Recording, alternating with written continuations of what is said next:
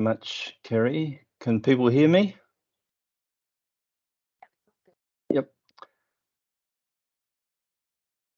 Okay, I'm going to be talking about the latest release of CycDesign, CycDesign 8, and we'll focus on the newer features that we put into, or the updated features we put into the package, and that's mainly the PREP designs and spatial designs.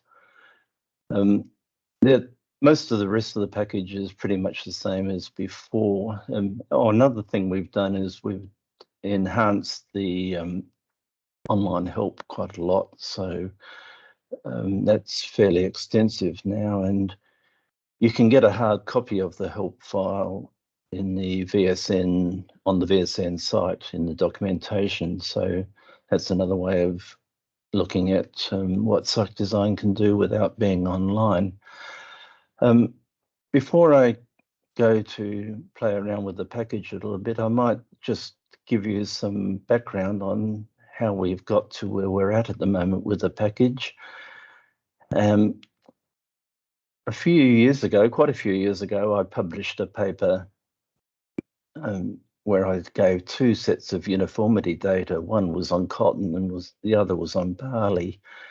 And cotton, this particular crop, it was irrigated, and there was a large water channel, and the way the crop got irrigated, the experiment got irrigated was water was siphoned from the irrigation channel into furrows that ran down the plots.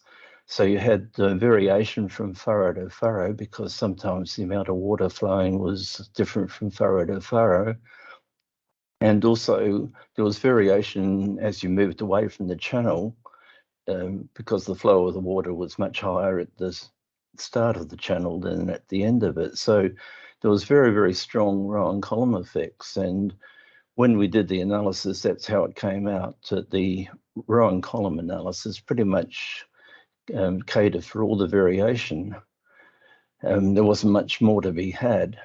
Whereas with the barley uniformity data, once again, row and columns were quite important. They're always good to have row and columns for the sort of global trends, whether it's gradient, or in the case of this particular barley trial, there was a cedar effect, but there was also local variation, just little humps and bumps, and soil quality. And row and column analysis didn't pick that up. You needed an extra analysis, such as the spatial type analysis. So given that in most breeding trials that are, say, run in the field, you're going to have this local variation, it makes sense to, and the possibility exists to have to do an extra analysis, say, of a spatial type. It makes sense to think about designing the trials with that in mind. And importantly, you don't want to have treatments, the replications of treatments, too close together, because they could both be in a hump or a bump.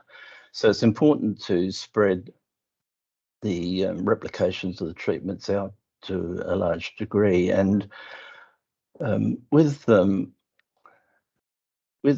decent design, with a decent row column design, you shouldn't get repeats of a treatment in a row or a column, because that's what a good experimental design precludes.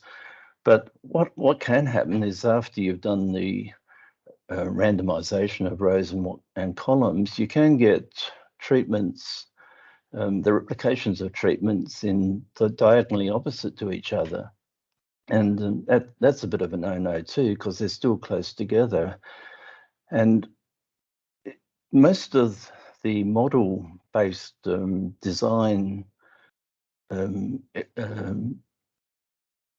packages or programs seem to be quite poor when it comes to their ability to avoid what we call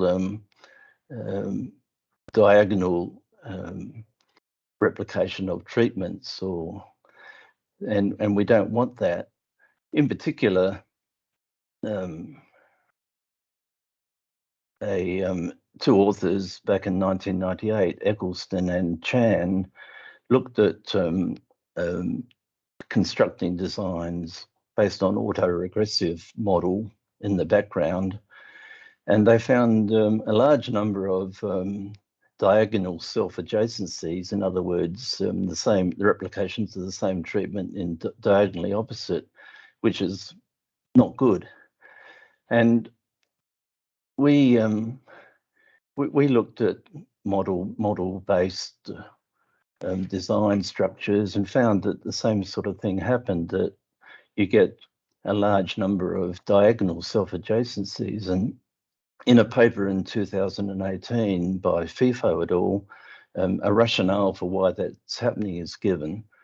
So we tended to move away from a model-based design structure into something that's just tried to separate out the replications of each treatment from each other, and also to get a reasonable spread of the replication of the treatments across the experimental site. So we looked at things like not only self-adjacencies of treatments, but also things like Knight's move, distance away, and other types of adjacencies, and tried to minimize those in the design. And another thing that we did, that's what we call the evenness of distribution, or ED. And another thing we did was you don't want to have, if you've got two treatment replications of treatment A and treatment B next to each other, you don't want to have them appearing next to each other in other places in the trial, because say treatment A could die and give an advantage to treatment B, or it could overcome treatment B, and it could go both ways. And you just want to minimize the concurrence of two treatments next to each other, and that's what we call the minimizing the neighbor balance. So that's the NB part. So we've got these designs called NB and ED and designs, and if you look at there's been several publications in recent years on NB and ED designs, and that's the type of design that we've adopted for the for CycDesign CD8, is NB and ED designs. With the PREP, we've vastly enhanced the range of parameters that you can have with PREP designs. For those that are not overly familiar with PREP, in the old days, in early generation trials, where you just had a single replication, say, of a large number of treatments, you used checks or standards to generate degrees of freedom so that you could actually carry out a test. Well, the idea with the PREP is that you use some of the test varieties duplicated to also generate degrees of freedom. But you still want to have standards, because you want to be able to compare the new entries or new test varieties with the standards. So you pick up degrees of freedom not only from the duplicated entries, but also from the standards. So you have both. And in CD8, we've vastly updated the range of options for the generation of PREP designs, both at a single location and multiple locations. So there's quite a large number of options there, and we've done that such that we've always maintained that the designs are connected. And there are adequate degrees of freedom for testing. Okay, that's enough preamble. I just thought I'd give you a bit of a background on the two design types I'm going to focus on. I'm now going to go to the share screen and see if this works.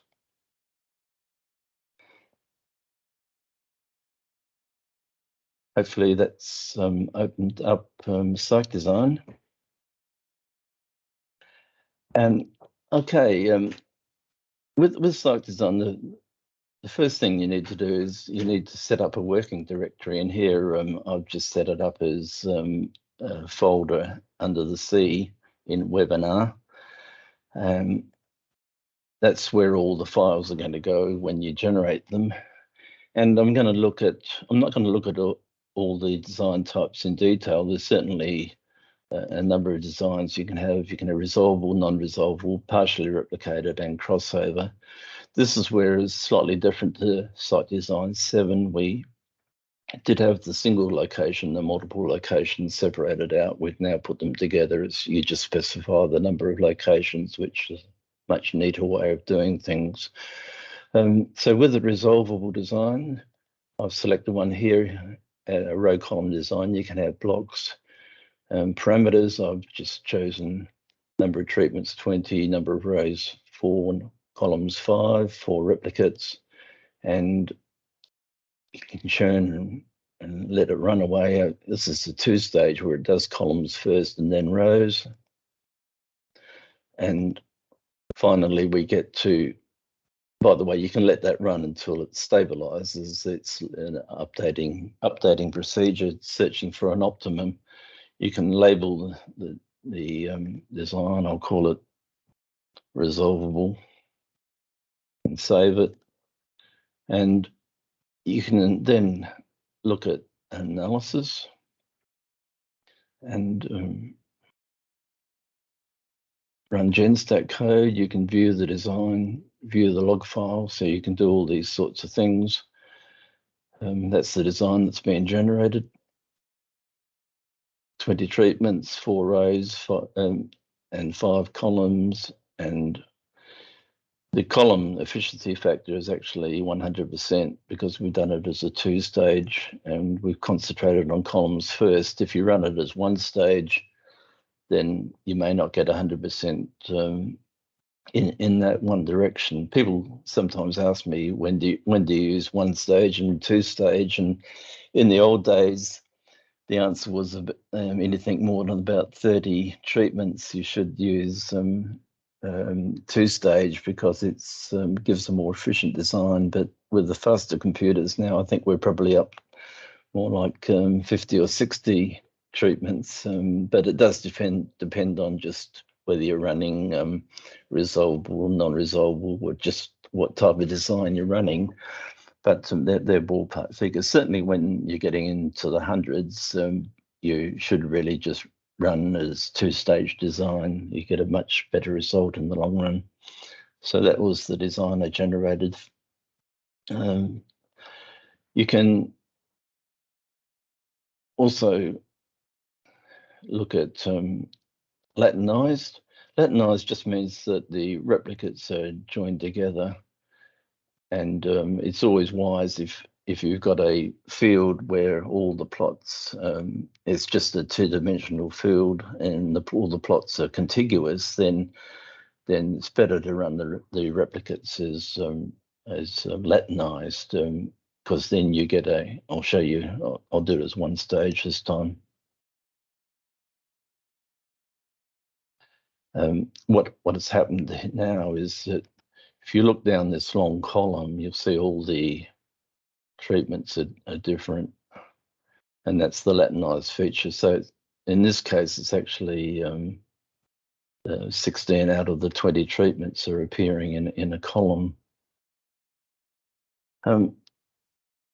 Another thing, just with here, I've got the replicates under each other in a long line. So this would be the 2-dimensional field, if you like.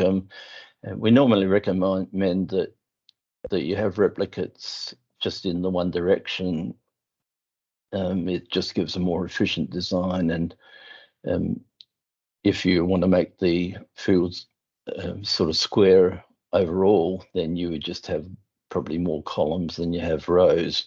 Here they're roughly equal, but you can actually organize it so that the replicates are in a 2-dimensional arrangement. And here I could have Latinized rows and Latinized columns, and then just say that instead of just one group, I've got two long column groups. and that would be the layout that you could look at. Just have them like that. That works quite well. So we can run it again and look at the output. And you can see it's come out. So there should be no repeated treatments across a row or a column. So that's Resolvable Designs.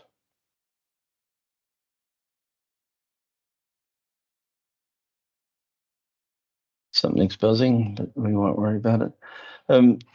Normally, if you can have a resolvable design, it's much better. It's much more efficient if you can break your plots or rows and columns into complete replicates. So always aim for resolvable designs, but sometimes it's not possible.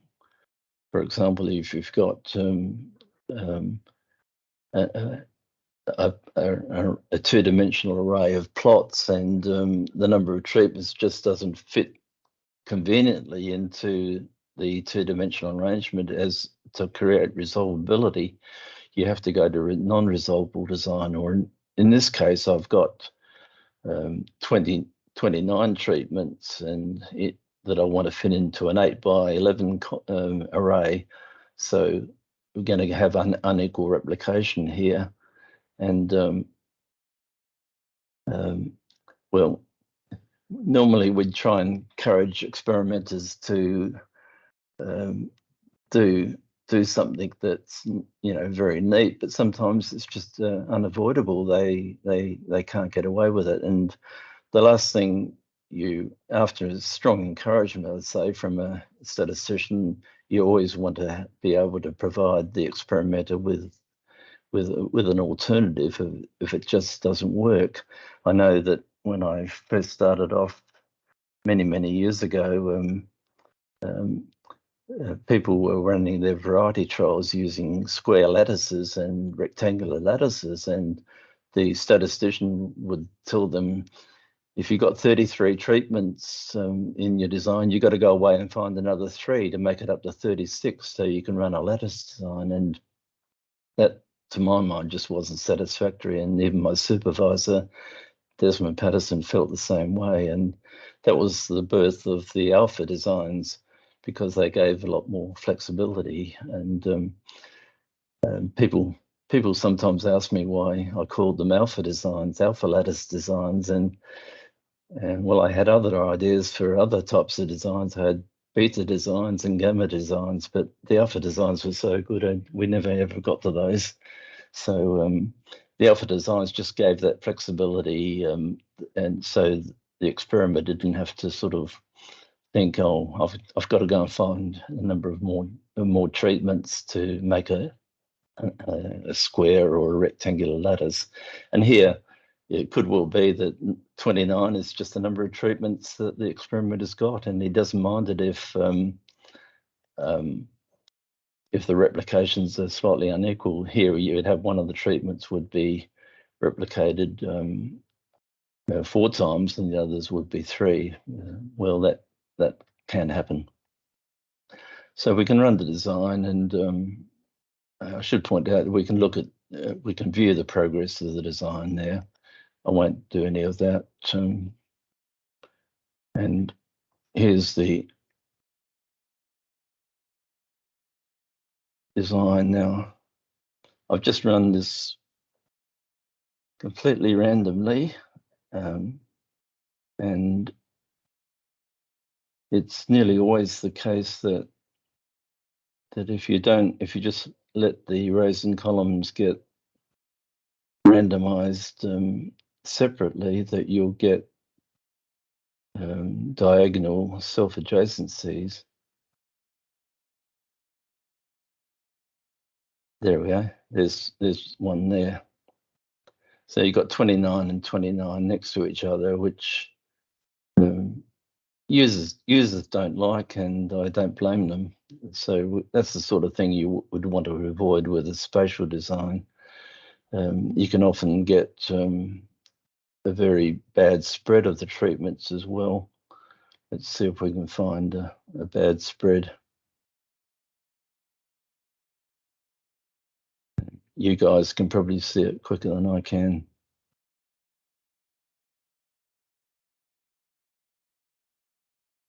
There should have been, oh, look at one, look at treatment 1. It's in column 3, column 4, and column 5. So that's the case of poor spread that we really want to avoid that sort of situation. That's some bad evenness of distribution. And the idea with the spatial design is if we choose spatial and run our design, we won't get any of that sort of carry on. Now, if we go to spatial, here's the spatial score. That'll tell me just how well I'm doing. We want that to drop down. And the spatial feature is sort of competing with the average efficiency factor. This is telling us how much information we've got within rows and columns as opposed to across rows and columns. And these two compete, and the way that we've organized the optimization is that both of these are being optimized with consideration for the other. So the average efficiency factor sometimes might drop a little bit to accommodate the spatial features. This is telling me that each replicated treatment spans at least 7 columns and 5 rows. So that's much better than the 111 we had here that only spanned 3 columns. One is too close together. So if we look at the result with this, our spatial design, we'll see that it's done a number of things. Why can't I? Let's click on that. There we go. So it's telling me that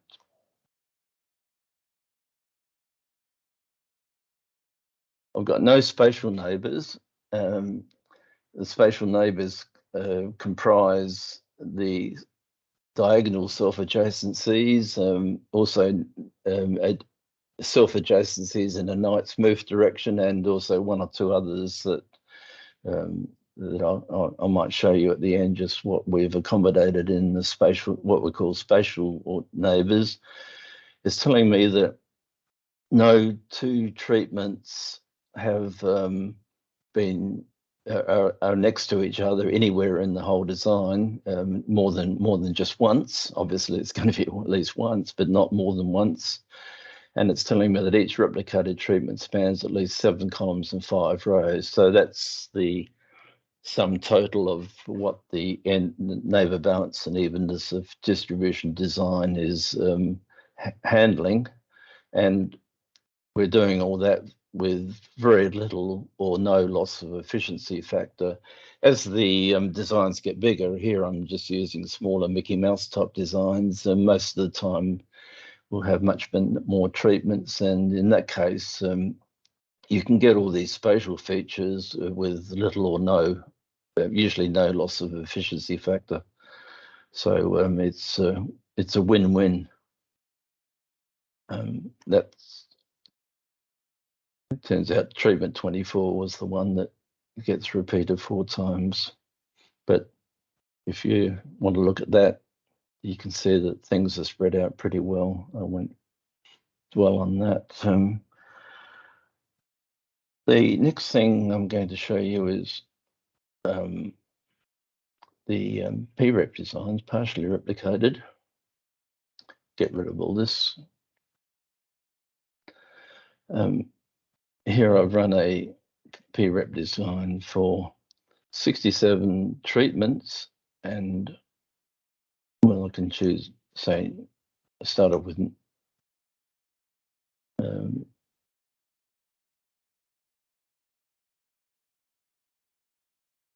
yeah, we'll choose no standards to start off with, and perhaps just 1 location just to get things going. And we've got 21 duplicates. So you can vary these numbers. The arrows indicate that you can change numbers. I'll stick with 11. And running it as non-spatial, and way it goes. I won't run it for very long, but normally you'd run it a bit longer than that. And this is a PREP design, so we've got the duplicates are in black, and I haven't chosen spatial, so you might find that some of the duplicates are not well separated. If I choose spatial, then it will separate out the duplicates much better. I won't do that. I'll go to another example. I'll put some standards in. So maybe a couple standards, edit standards. So we could have maybe 5 or 4 standards of that one and 3 standards of that of a different type. So 2 different standards, one replicated 4 times, the other replicated 3 times. Just another, maybe just single location again. Once again, you can specify the number of rows and number of columns. These numbers can all change, but I won't do it. Just take my word for it. We could choose spatial this time just to get things separated out a bit more.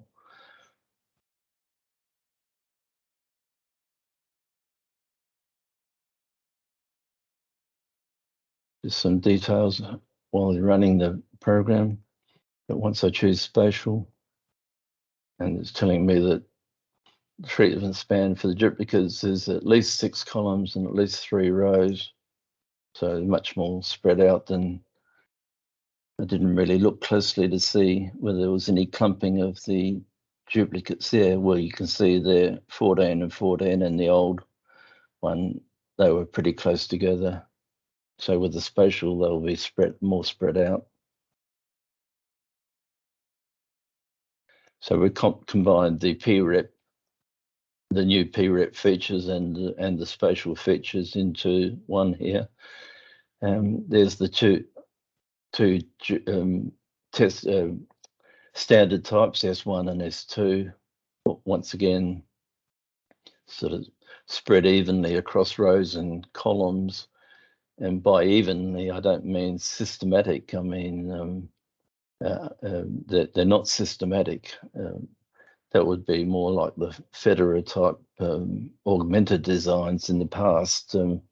These are just well separated, but certainly not systematic, because there can be randomization issues there. So that's the design. I'll do another one. You can have more than one location.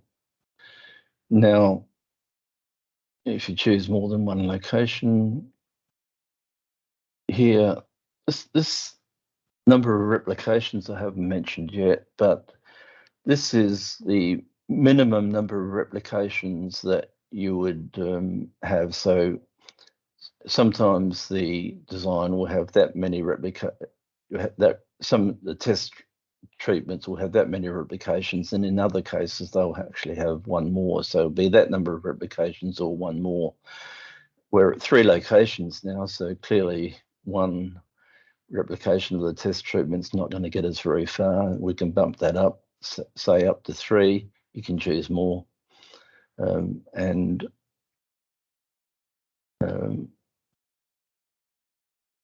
can have this sort of setup,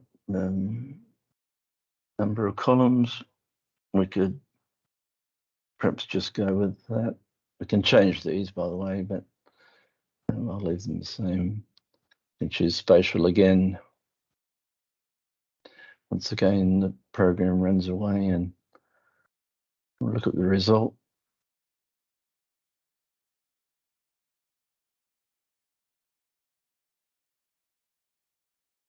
So now we've got 3 replications, and duplicates are in black, standards are in red, and if you look at the duplicates, they should be separated by the minimum specified there, which was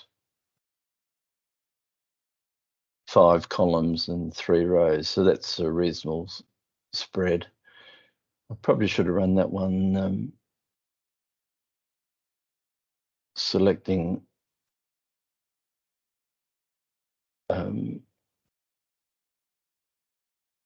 call that prep and go to the psychoanalysis. I haven't said too much about psychoanalysis yet, but the advantage of psychoanalysis is that you can actually rename treatments. You can add extra factors into the spreadsheet that gets generated, and you can actually analyze that spreadsheet. So here, and it writes GenStat code as well. So if I click next, I'll get the GenStat code for the analysis of this prep design.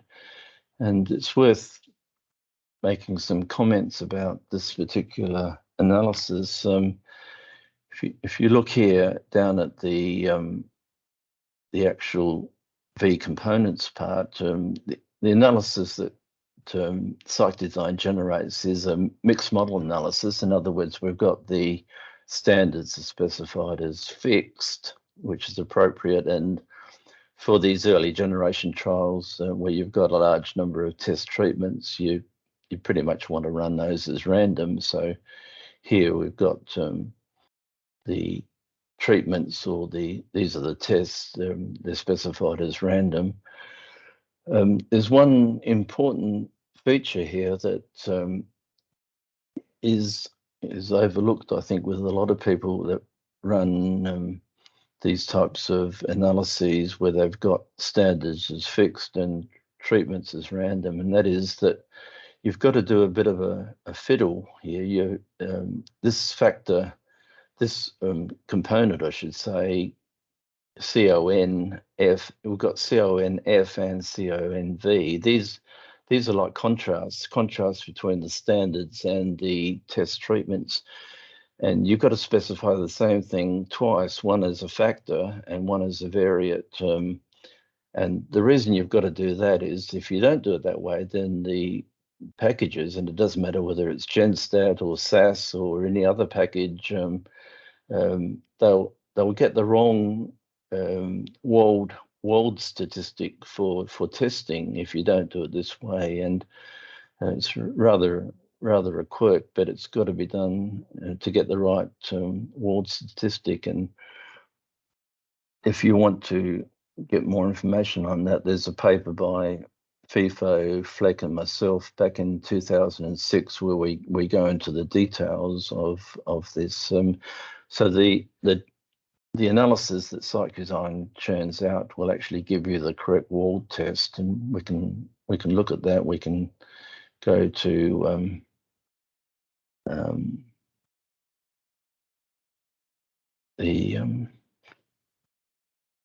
if I can find it.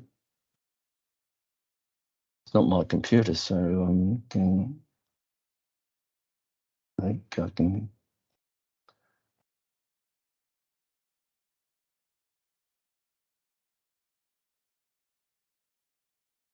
Can I close that?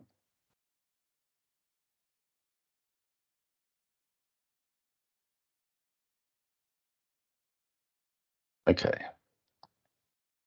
it's all right. If we go to,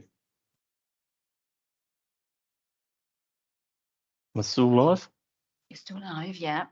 Yeah. Oh, okay. You've got it up, I think. Yeah. Yeah. So I chose the prep GenStat file. This got generated by CycDesign and got put into the directory, or the directory that I specified, webinar. So I can actually just run that.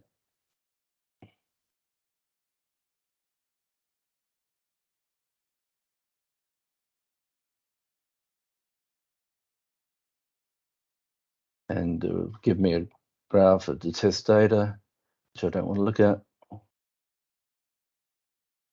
And the part that I'm talking about with the wall statistic is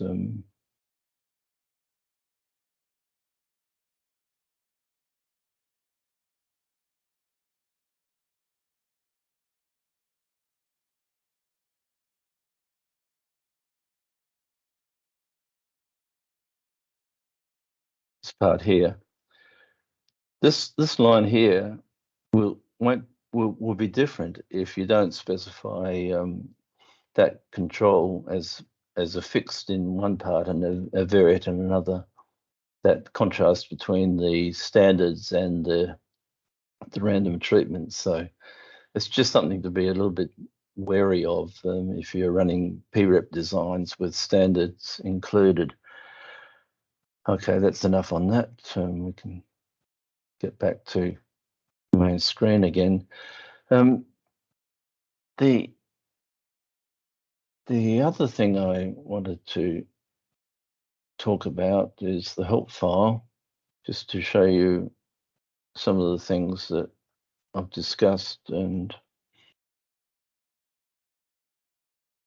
so if we go to the algorithm, it explains the process that we've used to actually generate the designs. And we can look at generating the design. We can look at partially replicated.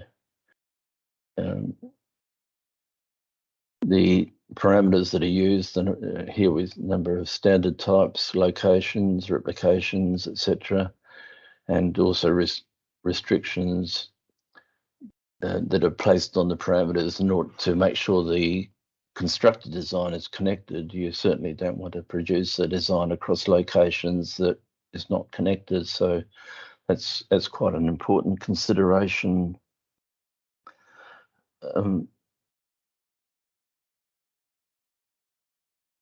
You go to spatial designs and look at spatial neighbors.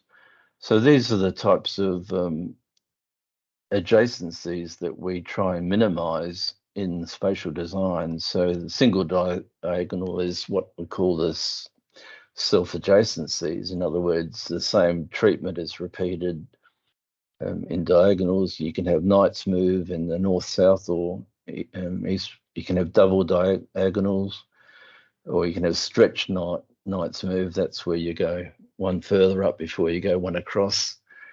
And what the package does is it tries to eliminate as many of these types of adjacencies as possible with a weighting. Obviously, single diagonal is much more important than some of these other ones, and for different design types, different ones of these adjacencies is taken into account. That's in addition to the neighbor balance, which is to do with the pairs of treatments appearing next to each other, and also the spread, the actual spread treatment spans is another thing that I've talked about to make sure that the replications of the various treatments are spread right across the experiment as much as possible, bearing in mind that once you impose all of these restrictions, for the smaller designs, there can be a cost in terms of efficiency factor. For larger designs, and by larger I mean upwards of 100 treatments or something like that. And here we're sometimes dealing with thousands of treatments. If you're looking at some of the early generation trials, that can be very, very large. Once you get up to those sort of numbers, you get all these spatial features without any cost to the efficiency factor. So it's certainly worth doing. And there are one or two other things that need to be considered when you do this sort of thing, because if you think about it, what you're doing is you're restricting the randomization. So if you've got a row column design, then to get what's known as a valid test of treatments, you need to do a full randomization of the rows and the columns. And what we're doing here is we're restricting those. And I could say a bit more about that. I'm not quite sure how much time I've got left. Yeah, I'll just spend a couple of minutes on this, and then we might throw it open to questions.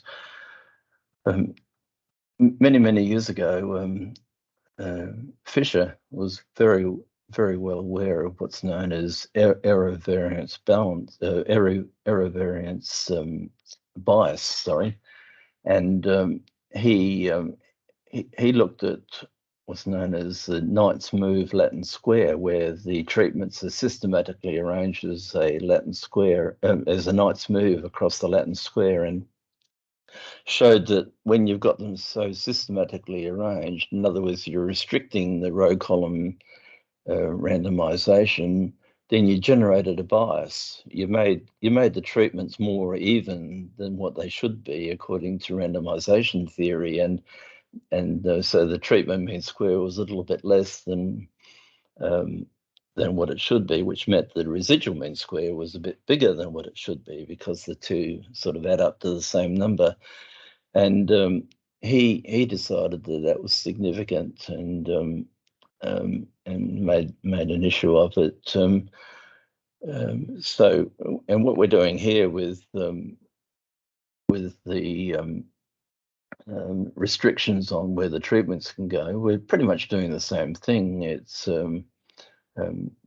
there's the potential to create error variance bias, and the pure statisticians and experimental design people will be very quick to make that point. The question is pluses and minuses. I mean, the pluses are enormous because you avoid all this clumping that users hate, the clumping of treatments being close together. And for that, you pay a penalty with a slight bias. And what we've done before we advocated the NB and ED designs to a great extent is we tried to evaluate the size of that bias, and it turns out to be very small. And there's a publication on that issue a couple of years ago. So basically, you lose very minimal, if at all, and the gain is enormous. So from the point of view of a restricted randomization, in my opinion, it's a minor point rather than anything of concern. I don't know how many theoretical experimental design people we've got on the webinar, but they will if there are one or two, they might have asked that question, so I've answered it already. Otherwise, I think if there are questions, I might leave time for people to ask them, and throw it open. Kerry, are you going to take control of the questions? I am. Very much, Emlyn. In fact, question Fikrit, I'm going to read this out. Fikrit has asked, what is the number of standard types? Are they common treatments to connect locations? Probably makes more sense to you than it does to me. Yeah, when you're doing early generation trials, you've got a large number of say candidates that haven't really been tested to any great degree, and you can have thousands of them, and so they usually, you don't have a great resource in terms of the amount of seed that you might have. And here I'm sort of speaking more as a breeder rather than any other type of experimental design person, but that's probably the context more. And And so you've got a large number of what we call test entries that you want to evaluate and screen in early generation, but you also want to have something that you can measure them against. You want to know whether they're any good relative to something that you know and love, which would be a standard. So a standard might be a variety that's commonly being used, and the test entries might be things that have been produced by experimenters, and they simply want to know whether they're doing any good or not. So the standards are the things that you know and love, and the tests are the things that you want to be better, but sometimes they're not. So you need to have them all in the trial so you can do the comparison. Have I answered the question?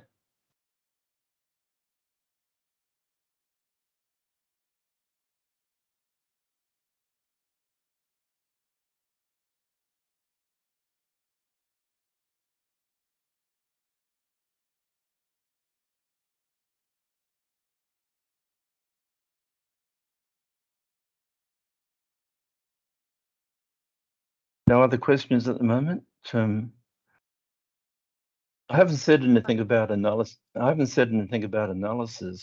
can say something about that for a minute or two, Sorry, if you want me to. apologies. There is another question. I was just talking and I was on silent. I should know to take my mic off by now, shouldn't I? Bear with me. So yes, there's another question. It says, if there's a sort of connectivity between treatments, such as genetic similarity, how does an optimal design with partial replicates, how would it be designed in CycDesign? Certainly, there's varied opinion about just how much you gain or lose by trying to feed in details of the genetic structure of your treatments into the design side of things. And I'll make it very clear that I'm talking about the design side of things and not the analysis. It's just the design. Certainly, when you're doing analysis, it's a different issue entirely. But how much influence does feeding in information about the genetic structure of the treatments to the design? And people have written to say that it doesn't make a lot of difference. There's a paper by Biano, Philo, and Stephen Gilmore back in 2005, where they say that it actually is not,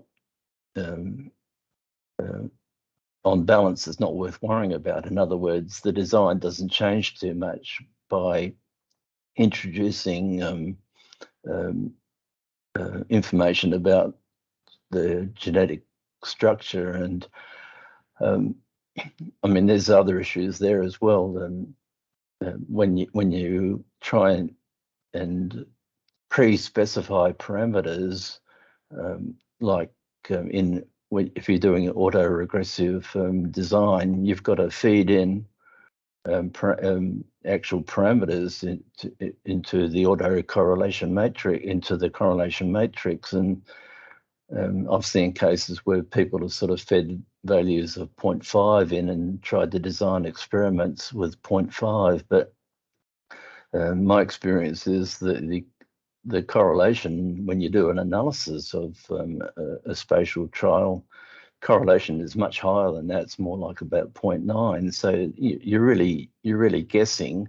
You're feeding in a value that you don't really know whether it relates at all to the value that you get from the analysis. And sometimes that seems to me to be more harm than good. The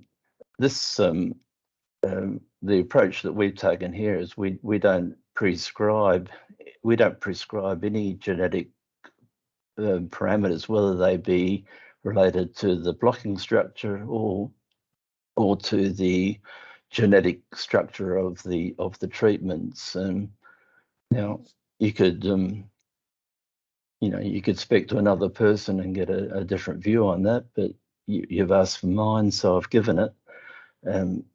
It's quite it becomes quite specific when you start feeding in values for genetic parameters or correlations, if you like, a priori, when you don't really know what the answer is. Thanks for that, Emlyn. Be interesting to hear everyone's opinions on that. We've got several questions here, and I don't think we're going to have time for them all. I'm going to pick one up from Greg. Greg, glad that you're able to access everything now. I know you had some problems in the beginning. Just to say, if there's any questions that we don't get covered, as I say, we will try and take those offline. So, Emlyn, the question from Greg is, families in trials are usually related through parentage. Are you allowing for related treatments in the designs? I think it's the same question as before, and the answer is no, we don't. And I think I'll give them my answer on that. Whilst I appreciate the point, and don't get me wrong, it's an important point. It's really a question of just how robust the design is. How much does it change? How much does the design change by trying to feed this information in? And sometimes designing with that information in gives an answer that's not too different to ignoring it completely. So the point's taken for sure, but the short answer is a question of whether the design is actually fairly robust to that sort of information. Okay. If I may, Rodrigo is asking, how does CycDesign deal with MET? Pick that one up. Deal with what? MET, multi-environment trial. Oh, it deals with it for PREP. We certainly have that's something that I've shown already in the demonstration. I did a design across a number of locations. So for PREP designs, multi-location, certainly it's very well covered, and it works extremely well where you can actually design the PREP design across multiple locations and get and optimize the efficiency factor for the design. So that's where we've covered that side of things, and typically multi-environment trials is where you have the treatments as random, and that's the sort of analysis that we do. So that's the only place where we actually accommodate multiple locations is in the PREP context.